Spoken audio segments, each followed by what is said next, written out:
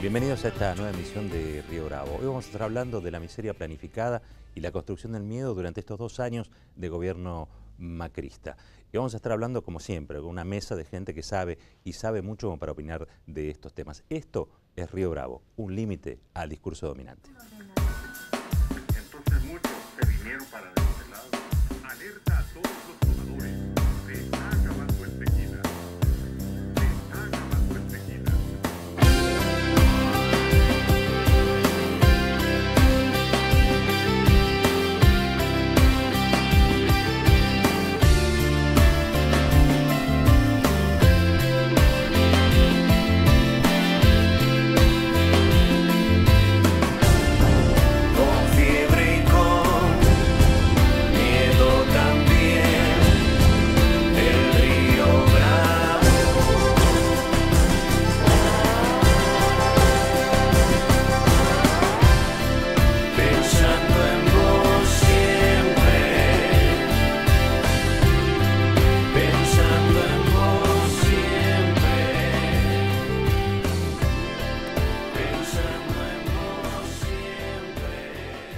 Y para preguntarnos y respondernos sobre cómo va a imponer Mauricio Macri su plan de miseria en la Argentina, bueno, tenemos una mesa realmente exquisita, diría yo. Lo tenemos aquí a Héctor Recalde, abogado, especialista en Derecho Laboral y Político. Gracias, Héctor, por estar acá. Gracias.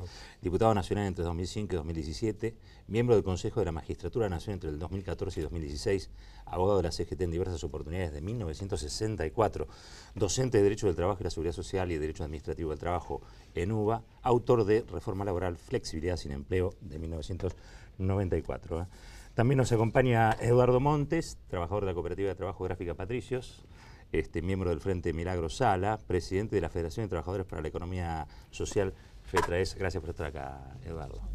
El maestro Horacio González es otro de nuestros invitados, es doctor en Ciencias Sociales y sociólogo UBA, docente universitario desde 1968, ha sido profesor de Teoría Estética, de Pensamiento Social Latinoamericano y Pensamiento Político Argentino en varias universidades, UBA, Rosario, La Plata, director de la Biblioteca Nacional entre el 2005 y el 2015, autor de decenas de libros como Restos Pampeanos, Filosofía de la Conspiración, Lengua del Ultraje, Historia Conjetural del Periodismo, fue director también de la revista El Ojo Mocho.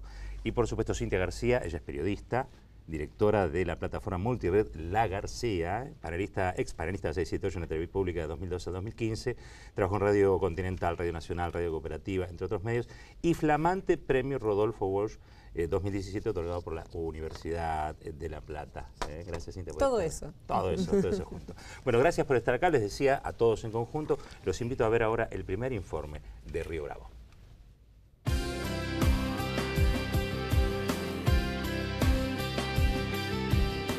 En su carta abierta a la Junta Militar, Rodolfo Walsh denunciaba que el plan sistemático de terror de la dictadura tenía por objetivo garantizar la aplicación de una política económica que castigaba a millones de argentinos con la miseria planificada.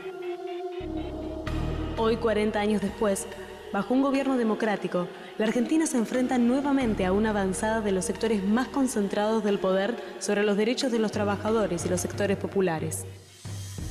En 2 años, este gobierno ha reducido el salario real de los trabajadores 3,3% respecto de 2015, mientras se disminuye su participación en el ingreso nacional. La desocupación pasó de 5,9% a fines de 2015 a 8,7% en el cuarto trimestre de 2017. Las ventas en supermercados y centros de compras acumulan resultados negativos desde enero de 2016. Los medicamentos de consumo masivo aumentaron 132% desde 2015, muy por encima incluso de la elevada inflación, afectando especialmente a jubilados y sectores vulnerables. La salud y educación pública están en crisis. En 2016, la deuda externa pública se incrementó en casi 39 dólares netos, siendo el aumento más elevado de los últimos 40 años. Este año se sumaron 14.500 millones. Todo esto para financiar el déficit público y la especulación financiera. Como si estas fueran metas deseadas y buscadas, el gobierno va por más. Su plan de reformas busca modificar la estructura del Estado y pisotear derechos de trabajadores y jubilados. Los que se beneficiaron con la política económica de la dictadura son los mismos que hoy festejan el cambio. la oligarquía rural, los capitales transnacionales y los grupos locales concentrados, todos ellos con representantes en altos cargos del gobierno. Frente al conjunto de estos hechos, cabe preguntarse cómo es posible que amplias franjas de la población sigan apostando a este gobierno. ¿Será porque el gobierno reprime o hace oídos sordos de toda reclamación colectiva? ¿Será porque los grandes medios deslegitiman diariamente a representantes gremiales, líderes populares y referentes sociales? ¿Será porque sacan del aire a cualquier voz crítica o disidente? ¿Será que la justicia acusa, procesa y encarcela a los opositores, a la par que saca de funciones a los jueces que no siguen la línea oficial? Hoy como ayer, los errores son llamados aciertos, los crímenes son conocidos como errores y las calamidades son camufladas como mentiras. Detrás de la revolución de la alegría se oculta la miseria planificada.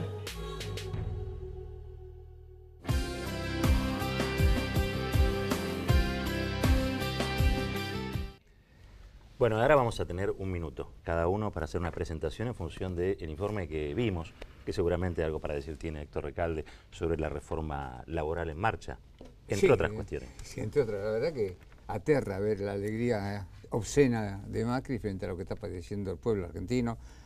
Las reformas estas, tanto la previsional como la laboral como la tributaria, que es un escarnio y además va a valorar el propósito contrario al declamado. Es decir, va a bajar el empleo, va a subir el trabajo en medio y va a aumentar la evasión. En un minuto me parece que es una síntesis ajustada. Es en la gráfica le diríamos copete. Bueno, en la tele también se dice copete. Corto pero conciso y contundente. Eduardo. Sí, lo que acabamos de ver es la síntesis de 2 años de gobierno a partir de diciembre del 2015, que entra en una segunda etapa, donde va a haber más ajuste y por lo tanto más represión, más cárcel, más persecución a los sectores populares, a los sectores organizados. Eso creemos que es la segunda parte que se viene de este gobierno oligárquico restaurador. Ahí apuntás el tema de la represión. ¿Cierra este proyecto sin represión, Horacio? Bueno, hasta el momento hay muertes, hay escenas muy duras en la calle, provocadas por la policía, la gendarmería, la prefectura. Hay una discusión permanente respecto a qué es este Estado, si ya es un Estado que bordea la dictadura, si ya ha pasado ese límite, si está antes de ese límite y combina técnicas represivas clásicas con una pedagogía sobre el resto de la población que la mantiene adormecida, de un modo que habrá que explicar mejor. Por lo tanto, el gobierno tiene ciertas partes de incógnita que el movimiento popular debe seguir develando, porque a pesar de que hay represión explícita, implícita, medios de comunicación y justicia entrelazados también en términos represivos y muertes específicas y grandes movilizaciones por ellas, la maquinaria macrista no se detiene. Cintia, ¿se puede hacer todo esto sin censura o sin listas negras? De ninguna manera, porque la brecha de la palabra es una brecha de poder y es lo que hizo este gobierno desde que comenzó su gestión. Yo hoy hablaba con Peter Titland, no sé si me estoy diciendo bien el nombre, el noruego deportado y que pudo volver a la Argentina, que vino como activista de ATAC contra la cumbre de la Organización Mundial del Comercio, y él me preguntaba, pero los medios en Argentina hablan bien de Macri, me decía él. Yo no veo, claro, porque lo que está viendo una persona que viene de Noruega justamente es el reflejo del cerco mediático.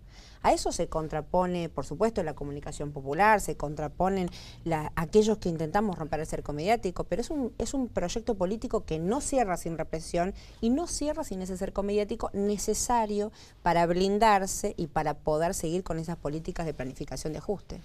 Les dije, tenemos hoy una mesa realmente impresionante para tratar algo que nos viene ocurriendo ya hace 2 años, ¿no? Ahora, lo que está en discusión último es las reformas en realidad, la tributaria, la laboral, la previsional.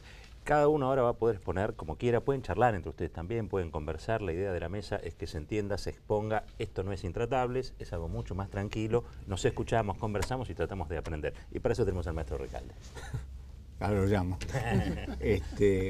No, lo que yo estaba pensando es que me olvidé de hablar del aumento de la litigiosidad. Tanto que le molesta a la industria del juicio, lo que están haciendo es aumentar la litigiosidad.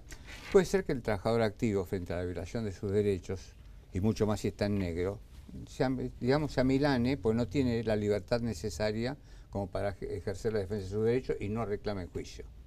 Pues temor a perder el empleo. Claro. Ahora me pregunto, ¿el jubilado qué empleo pierde?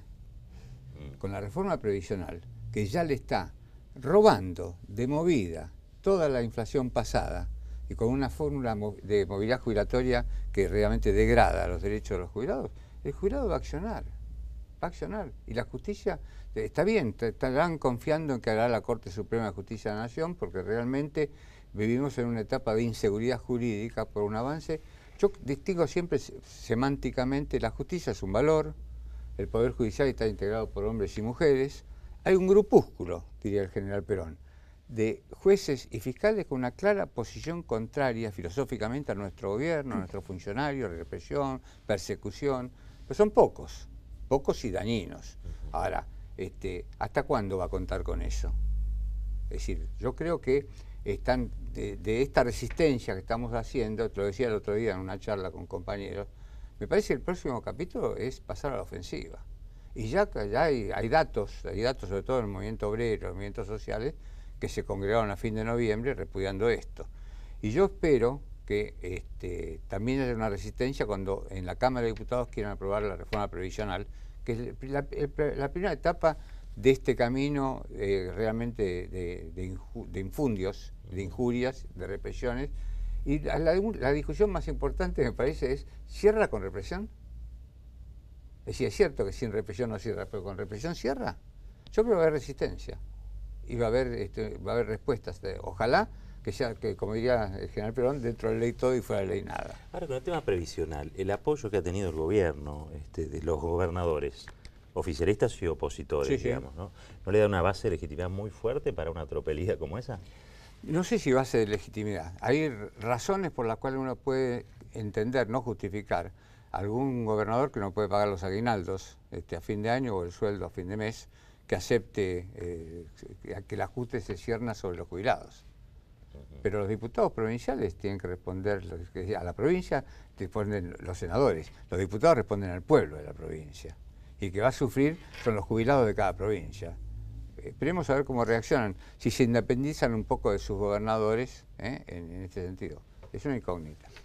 Pensar la oposición, ¿no? En base a lo que dice Héctor, pensar la oposición, porque también es cierto que lo que se hizo sobre los gobernadores es una extorsión, ¿no? Y muchos gobernadores cedieron frente a esa extorsión. Es cierto, con las dificultades después de pagar los sueldos y los aguinaldos en cada provincia. Ahora, ¿qué oposición podemos construir? ¿No? Es la pregunta que uno se hace.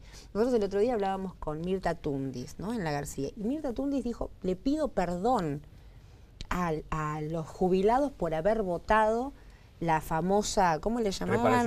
Reparación histórica. Nunca me sale esa frase. La estafa a los jubilados. Y le pidió perdón. Entonces, esta oposición, la oposición tendría que entender que son tiempos donde se terminó esa posibilidad de hacer una oposición blanda, una oposición suave. Es tiempo de que, digamos, ellos y nosotros, por diferenciarnos del campo nacional y popular y de esta derecha, que para mí no tiene nada de moderno, no sé si alguien piensa acá que estamos frente a una derecha moderna, ellos arrasan y el campo nacional y popular a veces muestra las debilidades de las dificultades de organización, ¿no? Entonces es tiempo de entender que es necesaria una oposición contundente, porque si no, van a venir por todo de verdad. En un ratito voy con Horacio y el tema derecha moderna. Pero antes quiero volver a Eduardo con... él mencionó la palabra represión al comienzo, en la introducción. Y Héctor decía: sin represión no cierra. ¿Y cierra sin represión?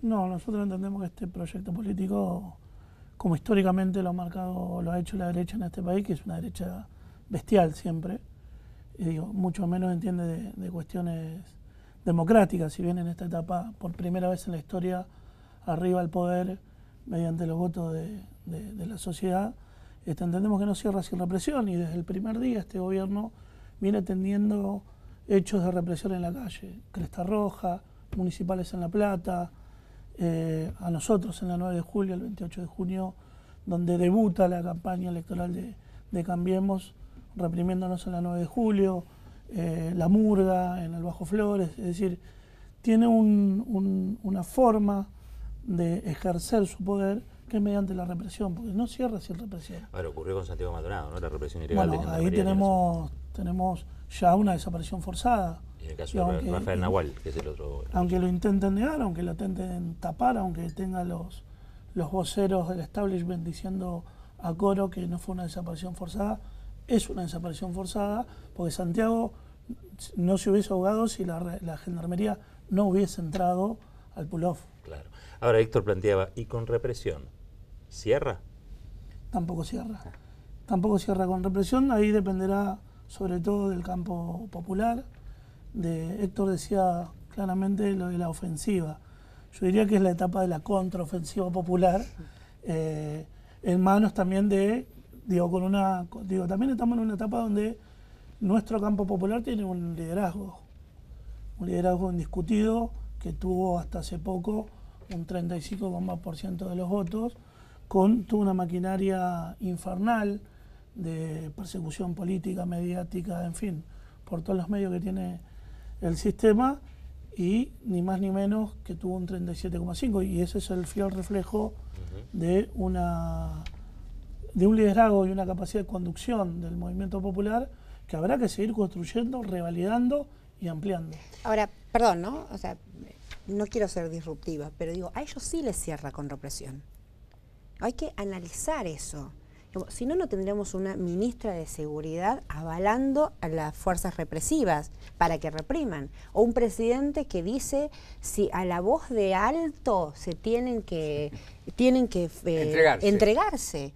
O una vicepresidenta que está haciendo la doctrina Michetti, porque está diciendo que en caso de duda tienen razón. A ellos les cierra la represión. O sea, hay que, no sé, ¿no? Hay que empezar a analizarlos, a deconstruir cómo generan. ¿Y sabes por qué les cierra la represión, me parece a mí? Porque ellos no necesitan dominar al campo nacional y popular, necesitan meterle miedo al campo nacional y popular. No quieren consensuar nada. No tienen tracción. Bueno, después, Héctor, quiero que me cuentes un poquito cómo fue la dinámica legislativa en estos 2 años. ¿Cómo era el trato con Cambiemos? Si la gente que venía a apostar al diálogo realmente quería dialogar o no, o si eran todas imposiciones. Pero antes lo tengo al maestro Horacio González en Gatera con un tema que para mí es ¿cuánto? Estoy pensando, no se me ocurrió nada todavía. No, pero ¿cuánto de viejo y cuánto hay de moderno en Cambiemos? ¿Cuánto hay de derecha vieja y cuánto de derecha moderna en Cambiemos? Bueno, no sé si a lo que llamamos derecha se le puede aplicar tan fácilmente esa distribución entre antes y después. Por ejemplo, Onganía era un tipo de derecha que tenía una ideología, venía del cursicismo católico, una idea corporativa, heredaba un poco Uriburu, tuvo apoyo en su primer momento de gremio de Bandor. Bandor fue a la jura de Onganía. No sé si era moderna o no era moderna. Lo cierto es que postuló un apoyo de un sector del peronismo. Y era una época donde la televisión, los medios de comunicación, las redes no existían del modo en que existe hoy. La televisión era en blanco y negro, y duró 2 años o 3 años hasta la primera huelga portuaria, y después vinieron los cordobazos. De modo que esa escena me parece que es la de una derecha que la represión la ponen dificultades en su mismo ámbito. De ahí surge la NUCE, que se propone una negociación, se abraza con el presidente Allende en Salta, se declara de centroizquierda, la NUCE, no sé si recordarán, de modo que había una diferencia entre lo que llamamos esa revolución que se llamaba Revolución Argentina. Declararse tal o cual cosa no quiere decir que uno efectivamente después tenga prácticas consonantes con eso, pero ahora esta efectivamente trae novedades. Trae novedades de tomar el poder de otro lugar y decir que es de ellos. Por ejemplo, de las grandes maquinarias comunicacionales, de los grandes diarios tradicionales que se han modificado también tecnológicamente, de los modelos de gestión empresarial que tienen una relación específica con los empleados, no es el Estado. Haya o no convenios, tienen una relación de un poder que ejerce distintos sometimientos. Entonces, en este caso me parece que ese poder del Estado hoy proviene de un lugar donde ya fue ampliamente practicado, que son las relaciones privadas de producción del capitalismo. Es decir, el capitalismo entendido como una alianza entre nuevas tecnologías, el viejo capitalismo financiero y un vago ideal de globalización, es decir, un nuevo tipo de ciudadanía y un ejercicio sobre la población que es de trasplantes. Yo creo que es como un gran quirófano la sociedad argentina. Están trasplantando un pueblo y reemplazándolo por otro. Son las mismas personas, pero es otro pueblo, es decir, no es un pueblo que tenía cierto estilo de autodeliberación, que se decía peronista o radical. Ahora también uno se puede seguir diciendo peronista o radical, pero el subsuelo de esa afirmación ya es otro pueblo atemorizado o alegre como Macri. Es decir, los bailes de Macri no son casuales, me parece. Son estúpidos, desde luego, pero es una estupidez que se sobrepone a una política implacable que cree que puede decir cualquier cosa sin sustento. A eso llamo yo inventar otro pueblo. Y es otro pueblo que en gran medida se deja contar y narrar por esta inventiva del Estado, de un Estado empresarial o como lo quieran llamar, porque tampoco es fácil denominar este Estado.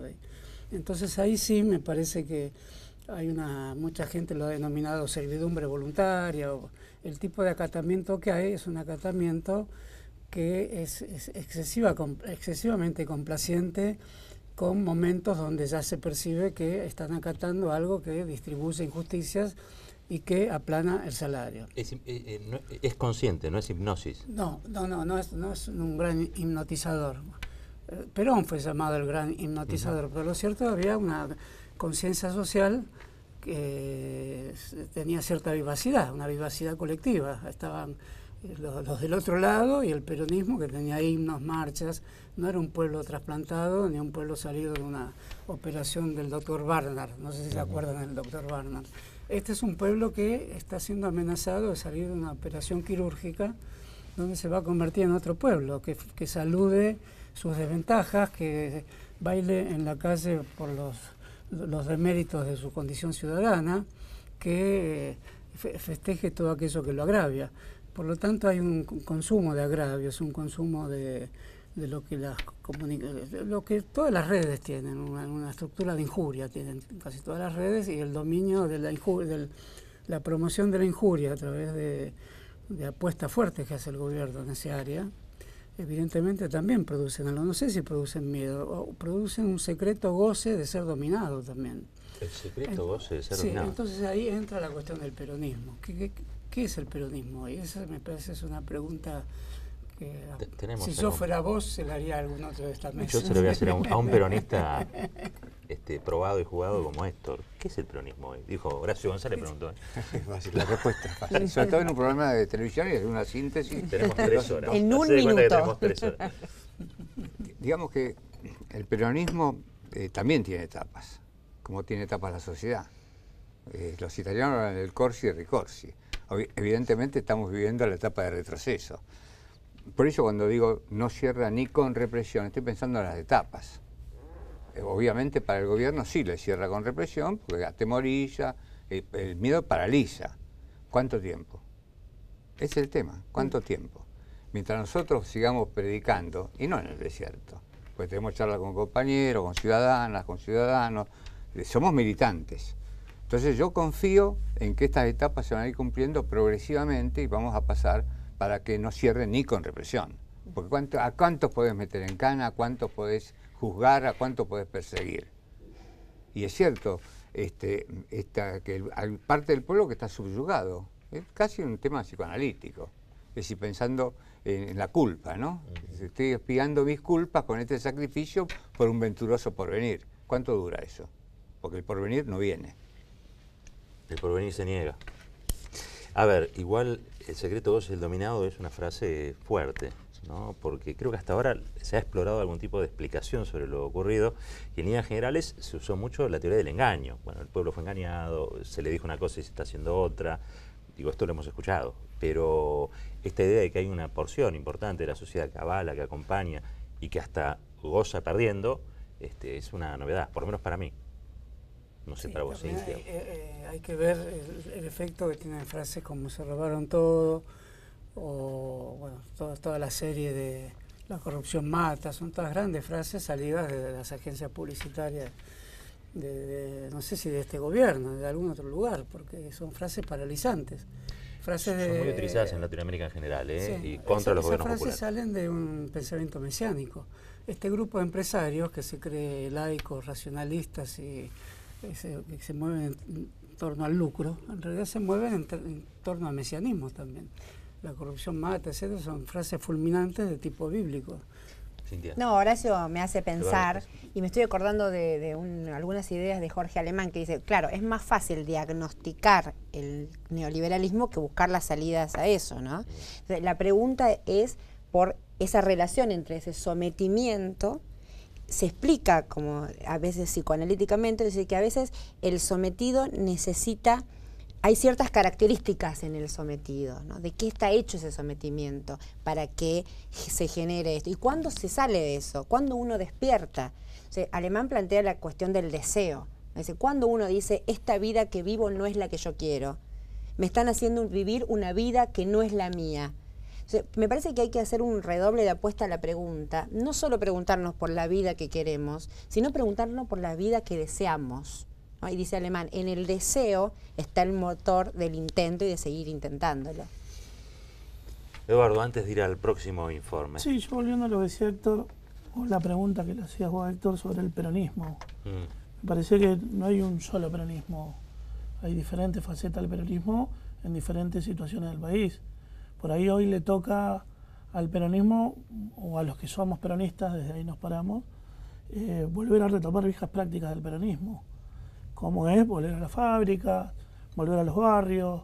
Digo, es hora que nuestros diputados y senadores nacionales abandonen el Palacio Legislativo, no en términos de legislar y promover políticas, sino en términos de que vuelvan al territorio para poder implementar políticas junto al pueblo. Vuelvan a representar también. Exactamente, digamos. Que no termine siendo una clase política en sí y para sí. Entonces me parece que, y en esa etapa creo que es esa etapa del peronismo de volver, como siempre debió ser, recostarse en el movimiento obrero, que es donde afectan estas políticas. A mí me parece que lo importante, y lo que decía Cintia, es volver a recuperar los sectores populares, que es ahí donde nos melló, donde hizo mella el liberalismo, o la derecha, o la oligarquía, como le querramos decir. En los sectores populares fue donde melló. Y es ahí donde debemos volver. Esa es mi gran preocupación, digo, cómo esta política comunicacional, política económica, y esta política que los tipos vienen planificando, esto es una miseria planificada, hizo mella en los sectores populares que terminan votando por su verdugo. Ese es el verdadero reproche, ¿no? Cuando uno pide, bueno, ¿cuál es la autocrítica, no? Es la famosa, remanida autocrítica. Sí. El verdadero reproche que yo me hago es no haber podido construir más y mejor subjetividad política, ¿no? Más y mejor conciencia en el territorio, digamos, de dónde y para qué y por dónde y cómo a la gente le pasaba lo que le pasaba. Es muy doloroso ver a un trabajador votar a sus propios predadores. Es doloroso. Estaba pensando en el cantito vamos a volver. Capaz que quiere decir eso, Eduardo. Volver a las fuentes. Le propongo ver el segundo informe de Río Bravo.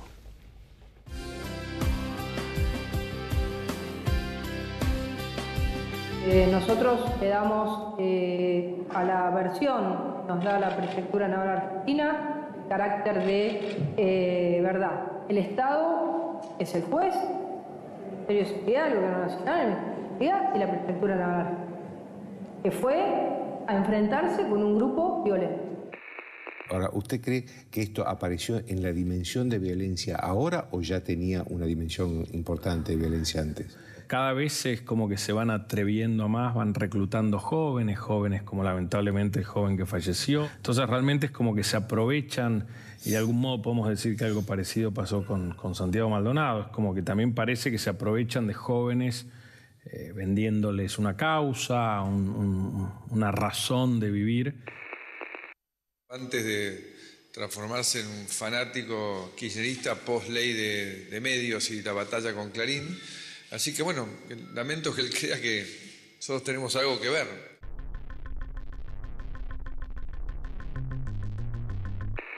Una versión de que hubo una represión muy dura Y por otro lado, hay quienes dicen que no fue dura la represión. Cualquiera vio las imágenes, estaba la policía de la ciudad parada y los docentes le pegaban patadas por abajo a la policía. ¿Eran docentes?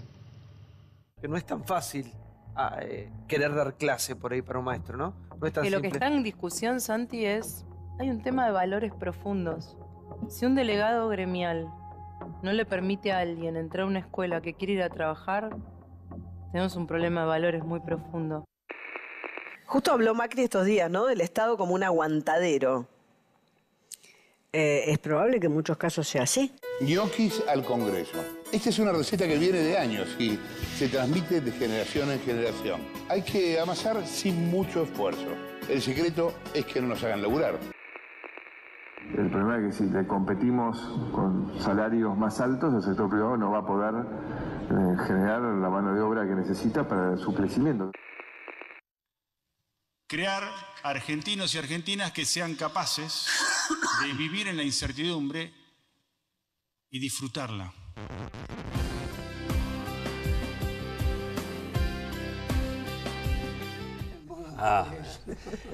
La incertidumbre, ¿no? Qué tema. Chicos, bajen la ansiedad. La verdad que para un laboralista esa frase es terrible. Nosotros pugnamos siempre por lo que se llama la estabilidad propia. O sea que el trabajador sea dueño de su fuente de empleo y que solo la pierda por una cuestión de inconducto, una cosa así, se llama estabilidad propia. ¿Quién quiere la incertidumbre? La verdad, es terrible lo que está pasando por este doble lenguaje. Y la verdad, creo que en esto de volver a las fuentes, comentaba fuera de cámara que hace muchos años hice una fundación y no sabía cómo ponerle fuentes, y tiene un nombre larguísimo, Fundación de Estudio de las Normas del Trabajo y de la Economía Social, para ponerle fuentes, porque creía que tenemos que volver a las fuentes. Siempre tenemos que volver a las fuentes. Es decir, y reivindicar lo que uno siente. Yo no tengo el peronómetro, volviendo al peronismo, pero el peronismo que uno siente, yo tuve el privilegio de estar con Perón. Era un peronista racional hace muchísimos años, en 1965. Y el carisma que tenía el general me hizo convertir en un peronista sentimental también, ¿no? Pero creo que hay que volver a las fuentes. Esto me parece la mejor síntesis y eso se logra con militancia. Yo hice mucho territorio este año que está terminando. Fundamentalmente porque creo en el movimiento obrero como la columna vertebral, y la verdad que en este momento es una columna vertebral con varias pulsaciones, fisuras, ¿no? Y fisuras, y desviaciones. Tiene la columna desviada. Escoliosis y fosis. Escoliosis, todas esas cosas.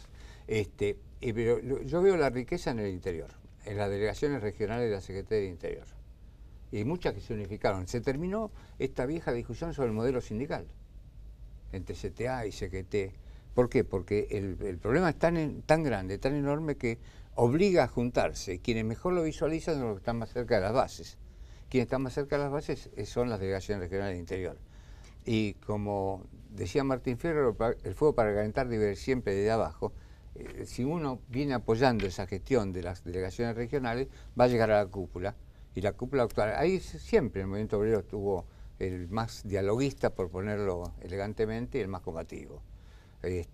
Creo que cada vez van a ser menos los dialoguistas frente a esta realidad y más los combativos. Y uno tiene que acompañar ese camino.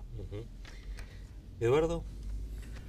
Volviéndolo a la pregunta inicial tuya, es sobre las actuales reformas que implementa o quiere implementar este gobierno a través de tanto de Cámara de Diputados y Senadores. ¿En qué nos afecta a los sectores que nosotros intentamos representar, que es el trabajador y trabajadora de la economía social? Y nos afecta en todo. En principio, si hay más flexibilización y más precarización del trabajo, nosotros damos testimonio de que somos un sector vulnerable, y si el movimiento obrero se debilita, mucho más fácil es debilitarnos a nosotros. En cuanto a la cuestión tributaria, está en discusión. Ayer se discutía en la comisión en diputados, que estaba Duhovne, donde ni siquiera entendía que era una cooperativa de trabajo y decía que teníamos ganancia, cuando en realidad las cooperativas de trabajo tienen excedentes. Cuando a través de la nueva reforma nos quieren hacer pagar el impuesto a las ganancias. Y ni hablar de la previsional. Nosotros, los que somos trabajadores autogestionados con medios de producción, es decir, que venimos de una quiebra para luego continuar en formato cooperativo porque así lo dice la ley de concursos de quiebra, nos jubilamos con los últimos 10 años de aporte. Es decir, que todo lo que aportaron los trabajadores y trabajadoras en su caja va perdiendo valor porque se jubilan con los últimos 10 años. Por ahí nos faltó en nuestro gobierno poder darle una reparación histórica al trabajador que recuperaba la empresa, y hoy con la reforma previsional será casi imposible para el trabajador autogestionado poder jubilarse. Con lo cual, digo, nos afecta como trabajadores, ya no como trabajador autogestionado, sino como trabajador a secas, porque eso es lo que somos. Van a vivir en incertidumbre, digamos, lo han logrado. Sí, el tema está como disfrutar de la incertidumbre, creo que ese es el desafío que tenemos de cómo organizarnos. Creemos que es a través de la corriente federal de los trabajadores, la CTA, de lo que decía el compañero Héctor. Hay sobradas muestras del movimiento sindical rosarino, en Córdoba, en Mendoza, en Villa Constitución, es decir, cómo es de la periferia al centro y no del centro a la periferia, cómo se van desarrollando los modelos de resistencia a este gobierno. Viendo el informe Sinte, quería apelar a la experiencia en el campo de la comunicación. Lo que había en principio son grandes relatos, digamos, que a nosotros nos parecen disparatados y desopilantes, pero que están hechos con un tono de seriedad, legitimados a su vez por la comunicación más concentrada, ¿no? Digo, también veíamos a Lanata, veíamos a Morales Solá, un discurso realmente que bordea el clasismo, el racismo, digo, tiene todos los sismos que se te ocurran, menos los buenos.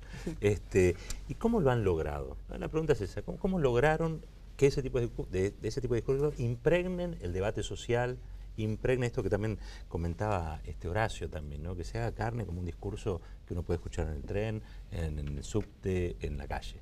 Bueno, es la discusión que venimos dando desde la Ley de Servicios de Comunicación Audiovisual, lo que genera la concentración.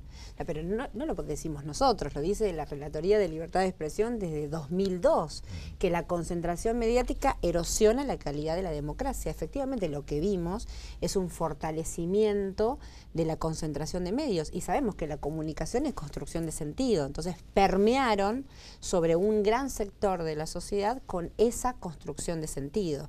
Y después erosionando las voces disidentes y críticas, que es lo que pasa desde 2016, con el primer día o luego inmediatamente también del 10 de diciembre de 2015. O sea, la matriz de la censura, la matriz no es solamente, digamos, que vos o yo o el otro no podamos trabajar. También es un ahogo económico sobre los medios de comunicación. Toda esa matriz de censura, esa matriz de listas negras, genera, por eso digo que la brecha de la palabra es una brecha de poder.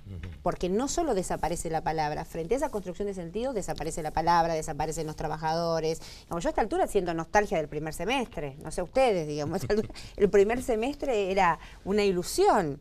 Claro, y lo que pasa es que cuando le pregunta a un periodista como Longobardi, ¿no?, en la CNN, le pregunta algo al presidente, el presidente termina con una frase diciendo: yo quiero que la gente sea feliz y que trabaje de lo que quiera. Y frente a esa respuesta, ¿cuál es la repregunta? ¿Cuál es la construcción de sentido que le va a dar el periodista? Por supuesto que no hay una mirada crítica, porque la construcción de sentido es concentradora. El gran problema fue por tal vez no haber avanzado en esa construcción que hablamos desde abajo, ¿no? En esa, digamos, si la Ley de Servicios de Comunicación Audiovisual era una pirámide, no llegamos a fortalecer la base de esa pirámide. Entonces, los esfuerzos denodados por la transformación de la adecuación de los activos nos llevó todo el esfuerzo y la energía, y hoy estamos frente a una situación comunicacional como de la que somos conscientes. Bueno, por supuesto que no nos vamos a resignar, somos militantes de la palabra y vamos a dar la discusión. Ahora, la construcción de sentido, ellos están dando una pelea cultural que nunca dejaron de dar. Si los 10 años, 12 años de kirchnerismo fueron una década ganada, esa década ganada nunca la perdieron las corporaciones, la siguieron dando. Esto también es una pelea cultural. Hay que decir que son consecuentes, ¿no?, en la pelea de eso. Sí, claro. Y tienen mucho poderío, por supuesto, también. Los unen los intereses económicos, además. Por supuesto. Horacio, una cosa. Aparte de lo que yo escucho en los discursos de ellos, los escuché en los 90, sin decir que esto sea exactamente igual. Los 90 estaban dominados desde el lenguaje también por la idea del fin de la historia, por la idea de que se habían acabado las relaciones de capital y trabajo en los términos tradicionales.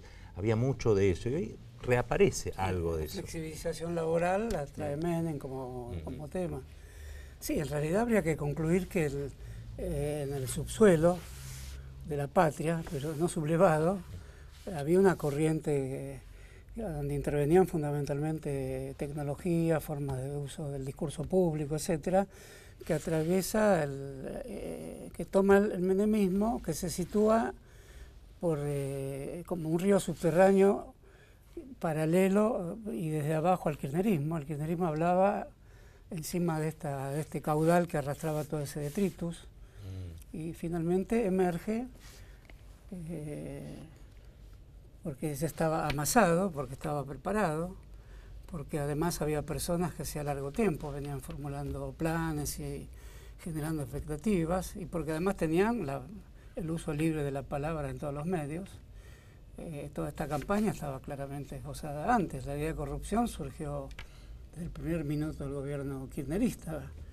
Toda la clave de eso pudo haber sido el ejercicio de una comunicación vinculada a la ley de medios que no se pudo concretar, pero no estoy tan seguro también que la idea de cierto tipo de consumo, ciertas publicidades del esquema publicitario, la vida doméstica frente a la licuadora, la heladera, el crédito de un banco, el matrimonio feliz, las vacaciones, todos esos modos de vida que generaron de antiguo las clases medias argentinas, cierto estilo del peronismo que colocó a las clases trabajadoras también en un plano de consumo auspicioso, y no siempre vinculado a la idea de las tantas que manejó el peronismo, proyecto nacional, la raíz emancipatoria de todo proceso social. Entonces, en ese sentido sería una gran tarea de rebobinar hacia atrás a ver cómo se iba formando los Esteban Bullrich, la Patricia Bullrich, incluso con el agregado de la historia setentista de Patricia Bullrich. Habría que retroceder también a los años 70 para explicar el macrismo, porque tan fuerte es el macrismo, tan fuerte es lo que lleva a decir a una chica que hay valores. Cuando uno dice valores, lo primero que se nota en la palabra valores es que es de derecha. Si una persona más de izquierda o vinculada a la tradición nacional popular dice valores, no lo dice todo el día porque está implícito en las cosas que habla. Pero una le da valor al carnero, el valor que le daba por eso, al carnero. Lo que dice valor es alguien que es un maestro que no puede impedir, que no puede aceptar estar en huelga. Es decir, ese pensamiento es del siglo XIX, es anterior a todos los movimientos sindicales, anterior al anarquismo, al socialismo, a Carlos Marx. Entonces, esta chica parece la nueva derecha, sin embargo, cuando dice valores está diciendo algo de un arcaísmo tal, algo que tiene un anacronismo de tal índole, y lo dice también tomando un espíritu de las clases medias argentinas, el espíritu, y eso dicho con respeto a todas las religiones, pero hay un crecimiento de ciertas fórmulas evangélicas que toma la televisión que están presentes acá, y ese tipo de evangelismo que nada tiene que ver con las creencias de las personas, todas legítimas en cuanto postulan la adhesión a entidades sobrenaturales o que tienen simbolismos diversos, pero hay un estilo en el evangelismo, se ve más en Brasil, que entraña decisiones políticas con este tipo de valores, antisindicales, antipopulares, porque lo popular para el evangelismo es estrictamente sumisión, es servilismo en este tipo de evangelismo, porque además manejan hipótesis coactivas. Hay un modelo de conciencia crédula que el macrismo heredó, pero que trabajó durante mucho tiempo con sus economistas, sus Durán Barba. Durán Barba no se forja sino más, tiene una pata en la universidad, una pata en cómo surgieron los modelos de hacer encuestas en los años 60.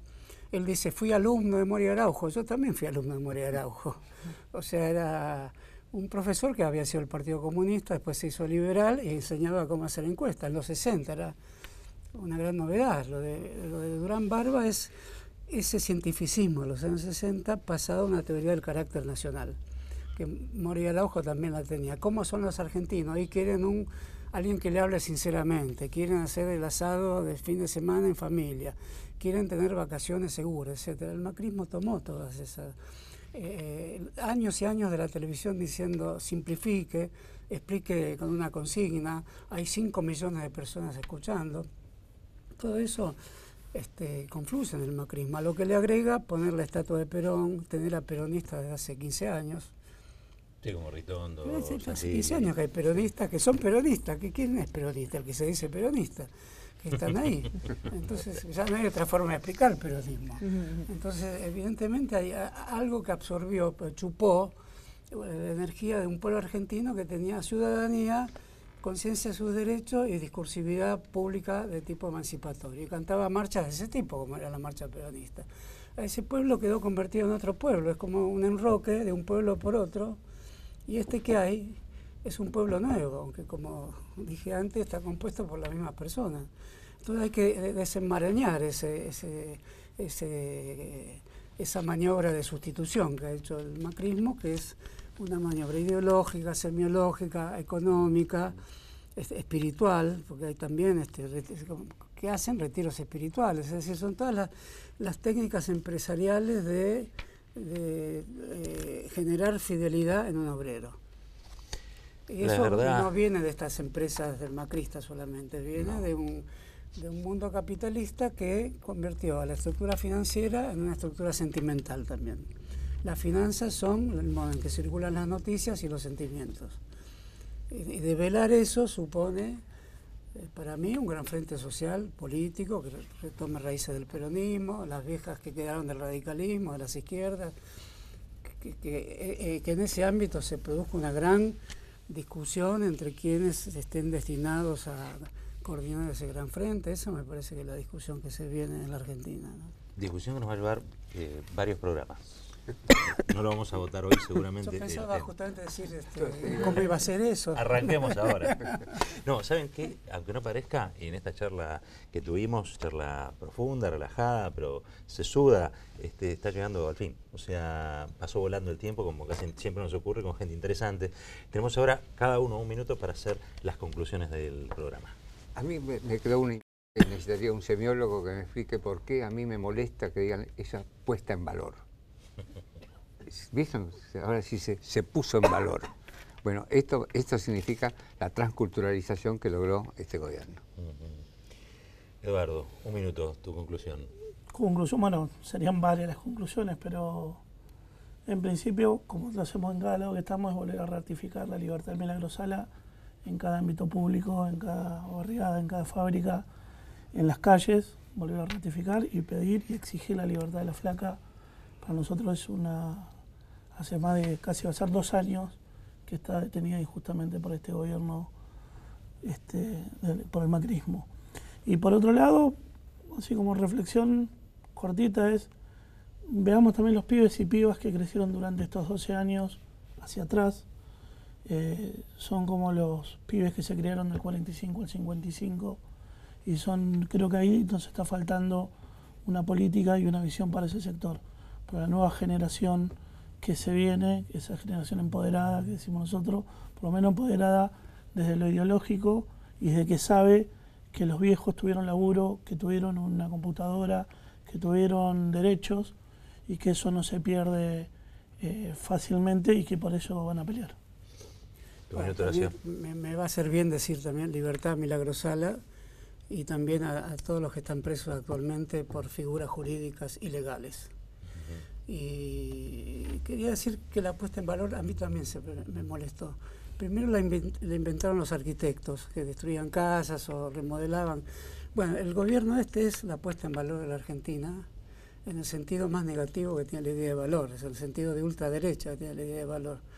La puesta en valor es tomar algo que tiene raíces, algo que tiene fundamentos y algo que tiene convivencialidad y dirigirlo hacia otro ámbito que no sabemos cuál es, el ámbito donde va a ser dominado.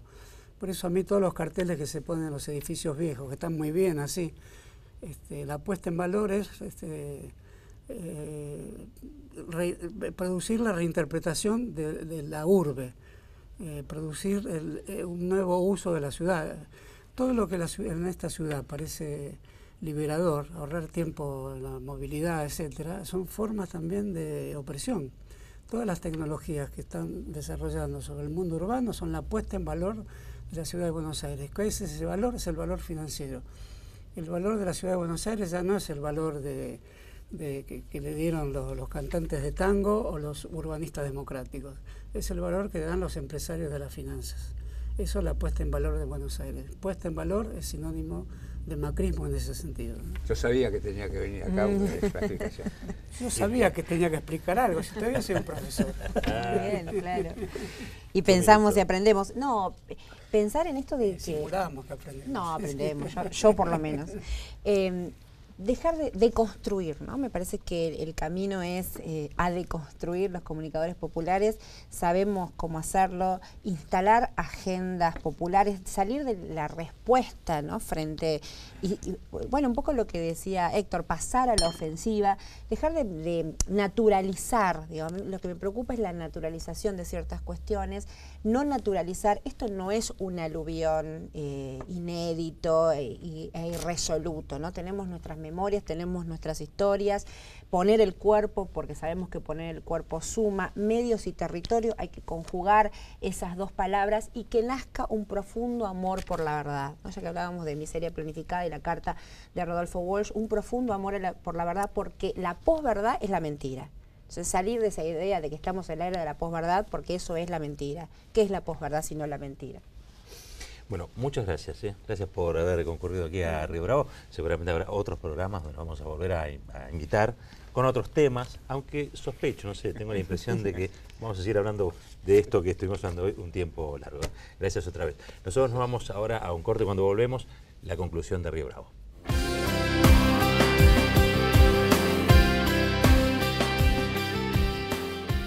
Qué difícil concluir algo cuando esto todavía está ocurriendo, ¿no? Todavía está pasando. Son muchas las señales, los símbolos, las liturgias que unen aquello que comenzó en el 76 con el golpe cívico-militar y lo que ocurre hoy en la Argentina.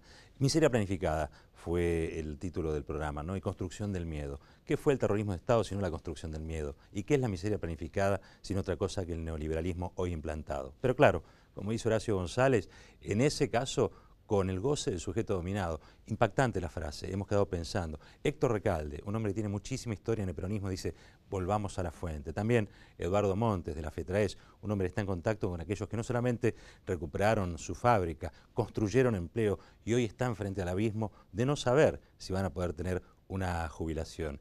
Y a su vez el blindaje mediático, Cintia García, una exponente de esas listas negras, una persona que ha sido censurada, perseguida y que hoy está tratando de hacer una comunicación alternativa como puede, como podemos. Como ven, hay muchos lazos que unen estas dos épocas. Los personajes no son los mismos. La carta de hoy de Walsh no sería exactamente igual que aquella, pero hay algo que es cierto, sería una carta de denuncia. Esto fue Río Bravo, un límite al discurso dominante.